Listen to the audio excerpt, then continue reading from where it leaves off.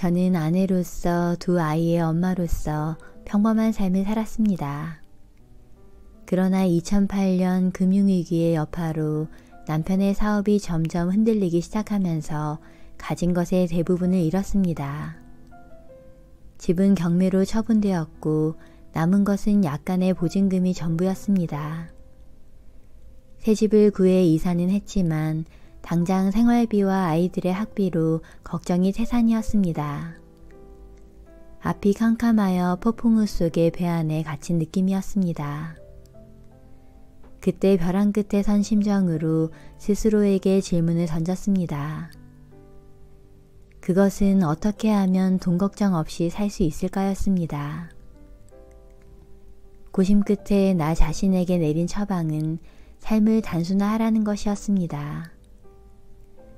그 질문으로 말미암아 그동안의 삶을 되돌아보는 계기가 되었고 위기는 기회로 바뀌게 되었습니다.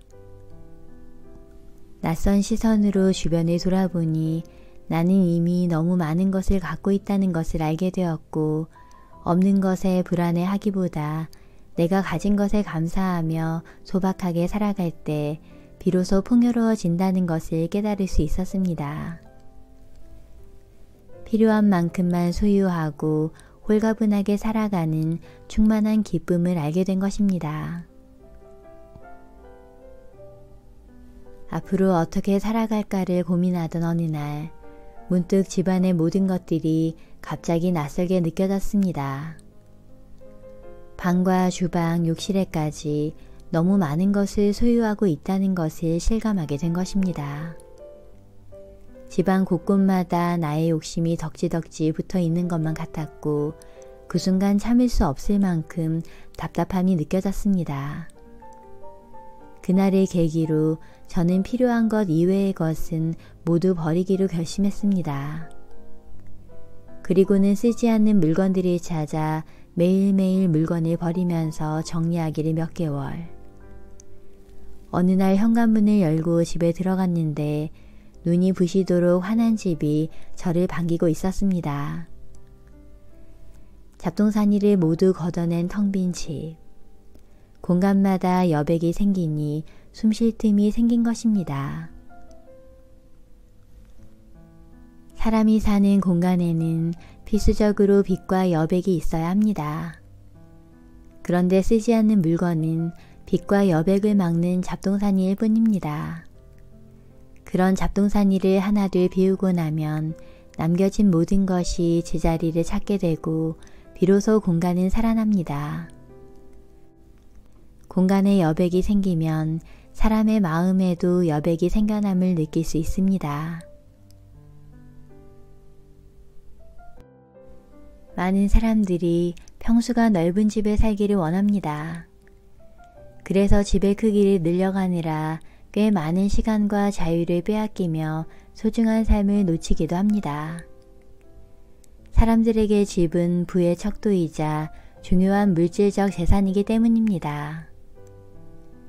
그러나 행복은 집의 크기와 비례하지 않습니다. 집이 크다고 해서 삶의 질이 좋아지는 것은 아닌 것입니다.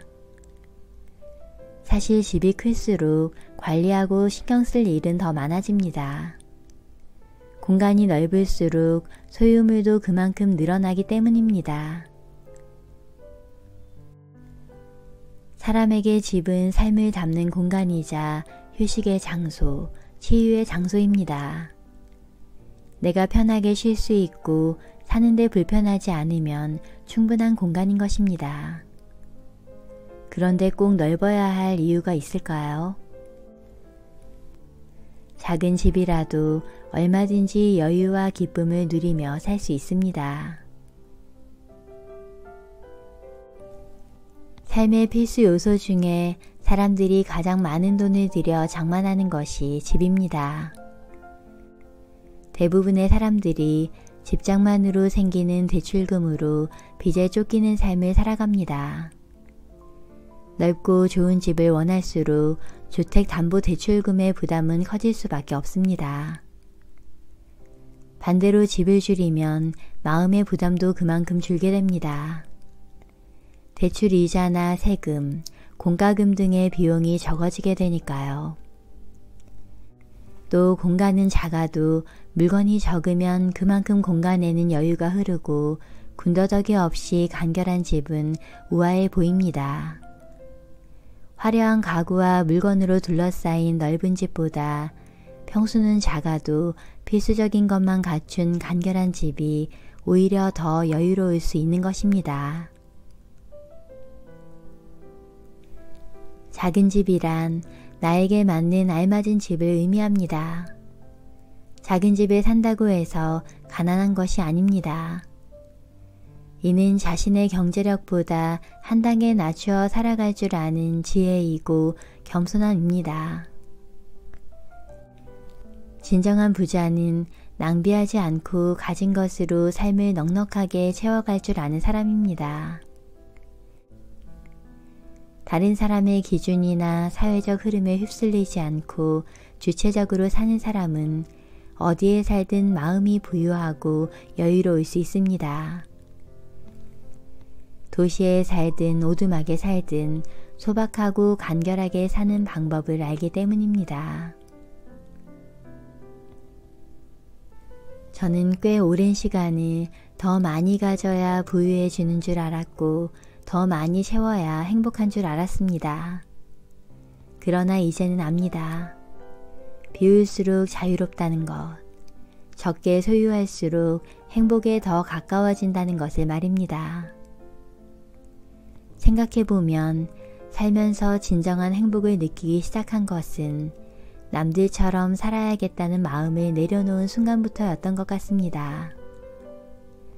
겉모습에 치중되어 옷장을 가득 메우던 옷들과 명품 가방, 과실을 위한 물건들을 비워냈을 때 넘치도록 소유하며 살 때에는 느끼지 못했던 홀가분함을 비로소 느낄 수 있었습니다.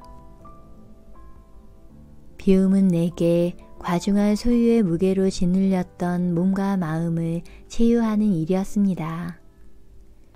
욕심을 내려놓고 분수에 맞지 않는 허울을 모두 벗어던지고 나자 버거웠던 삶이 가벼워졌습니다.